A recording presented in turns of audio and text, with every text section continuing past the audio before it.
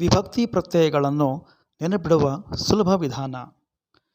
ಪ್ರಥಮ ವಿಭಕ್ತಿ ಉ, ರಾಮನು, ಯಾರು. ದ್ವಿತೀಯ ವಿಭಕ್ತಿ ಅನ್ನು, ರಾಮನನ್ನು, ಯಾರನ್ನು. ತೃತೀಯ ವಿಭಕ್ತಿ ಇಂದ, ರಾಮನಿಂದ, ಯಾರಿಂದ. ಚತುರ್ಥಿ ವಿಭಕ್ತಿ ಗೆ, ರಾಮನಿಗೆ, ಯಾರಿಗೆ. ಪಂಚಮಿ ವಿಭಕ್ತಿ ದೆಸೆಯಿಂದ, ರಾಮನ ದೆಸೆಯಿಂದ, ಎಲ್ಲಿಂದ.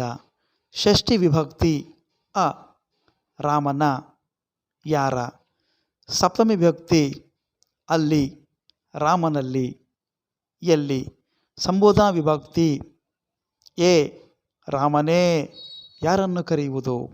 ಹೀಗೆ ನೆನಪಿಡುವ ಸರಳ ಸೂತ್ರ: ಯಾರು, ಯಾರನ್ನು, ಯಾರಿಂದ, ಯಾರಿಗೆ, ಎಲ್ಲಿಂದ, ಯಾರ, ಎಲ್ಲಿಗೆ, ಯಾರನ್ನು ಕರೆಯುವುದು.